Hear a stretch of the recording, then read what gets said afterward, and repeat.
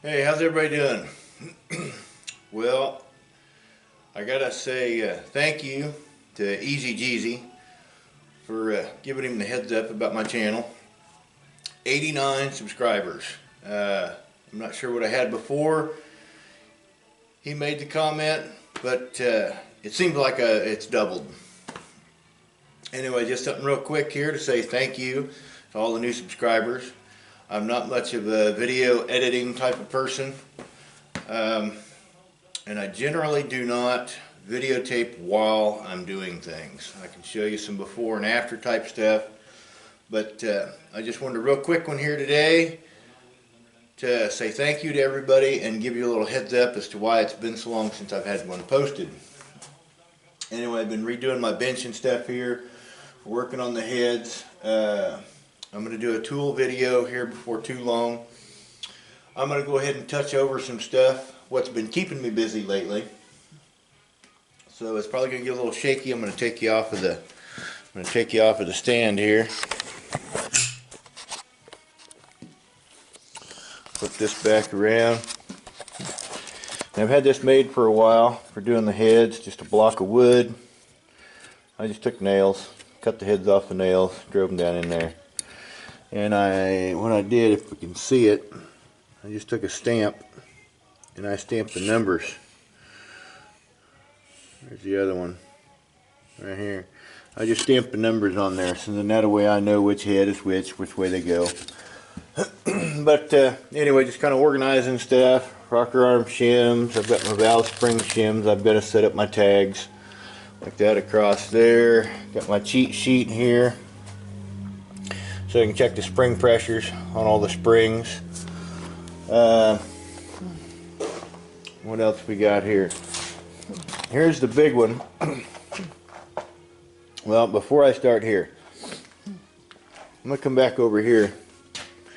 We're going to go right here. What's that say? Make sure the hold downs are tight. You see that nice twisted up bent stud right there? That stud used to be in this corner of this fixture. Had my coring drill. I was coring out the valve guides. Had this set up in here. Had my clamps on it and set. I was centering up the bit before I tightened everything down. Forgot to tighten them down. Brought the drill down into it. It grabbed, spun it around, broke the bit. So here's my $40 coring bit. You can see all the pieces that's laying in right there. And yes, I do wear safety glasses. But anyhow, this is the plate. 2 pieces of 1/2 inch plate. Got it wedged up. 2 separate pieces in here. I just set everything up, and I just slowly work these in. And kind of had everything set. I'd work my bit through. I have, find them right here. These have already been cored out, so I don't know how well that'll show.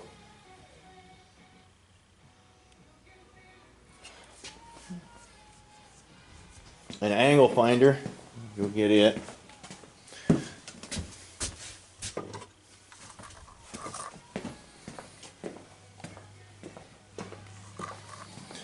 That's pretty much how I set this up. This is just kind of the rough idea here. Set the angle finder in, you know, set that to the angle. I checked it with this here, you know, comparing, making sure everything's straight and square and the right angle. Then once I had it set, I put some tack welds on it. Then I slid my other bit up in there and then brought it down in. Nice and easy. You can do it if you just take your time. And I'm no welder by no means, so don't look at my welds too close. Anyhow, that's the main thing that I've been working on right there. I got this set up, different bolt holes, so I can move it to one side or the other. But after the incident there, I put a couple extra in, and I will probably leave it bolted in on this side. Anyway, still working on getting my hold down brackets made. What else have I got? I've got my practice block done there. Did a line bore on that. Practice on a few holes on this here, setting up the tooling. This is a customer's block, Barry.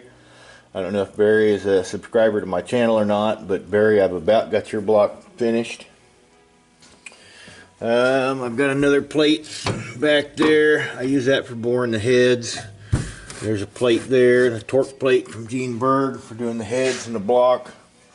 I've been busy with all that, trying to get that set up. And of course, rearranging my shop. Parts washer. We put a new kitchen sink in. I took the old kitchen sink out, brought it down here. 50-gallon drum. I've got a 5-gallon bucket inside. An old electric fuel pump from a car. Got a battery sitting right there. All I gotta do, turn it on. You can hear the pump running. You know, it's no screamer, but that's about it. That's about all you need. Like I say, I'll get into some other stuff later, I guess. Just been cleaning, organizing. There's my customer shelves over there. I don't know, I probably showed this before, but that way customer stuff I'm working on, I can get their stuff put on their shelf. That way I can keep everything straight. Some fixtures over here. Oh yeah, just gathered eggs. Got some tooling stuff here. Here's the pieces. TG&P, turned, ground, and polished. For those that don't know, shaft, so it's good and true and dimensional. There's a Gene Berg tool. This is the tool I chucked up to as I was setting up my fixture for doing the heads, because that's what we're doing with the guides. Been buying some other tools. Got another end mill here with the proper pilot. That is for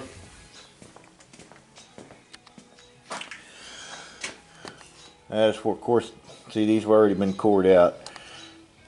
But that comes down in, and then that'll spot face those. I've got to order another pilot. Get some of that out of the way, so that if I need to, I have run across a couple heads where this has been chewed up in here. So of course it's not going to torque proper, or your washer's not going to flat, but these are interchangeable pilots. So the pilot will sit down in there to keep it centered, and I can touch those up. Oh goodness. I think that's really about it. Just made a little foam fixture here to hold the stuff. Okay, because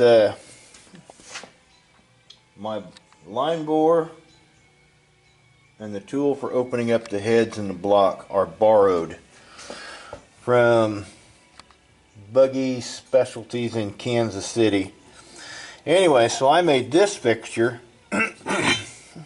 Just a bushing and a bolt. Go to your hardware stores, they got all kinds of bushings in the farm section, to where I can set that on there to where it will hold it, so that I can set these up.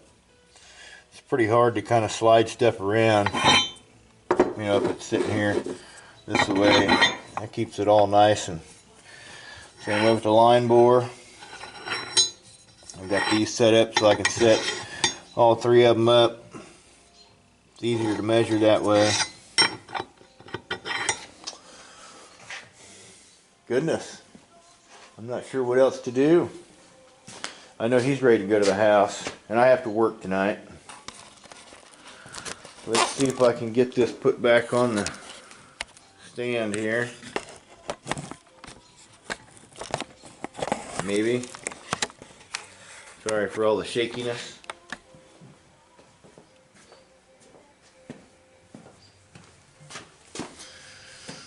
Alright. I guess I'll just finish up with thank you, everybody. I appreciate all the subscriptions. Like the videos, watch, leave some comments. If there's something you'd like to see, I know on the Volkswagen stuff, along with every other article of interest that's out there, there's countless amounts of people that are doing stuff.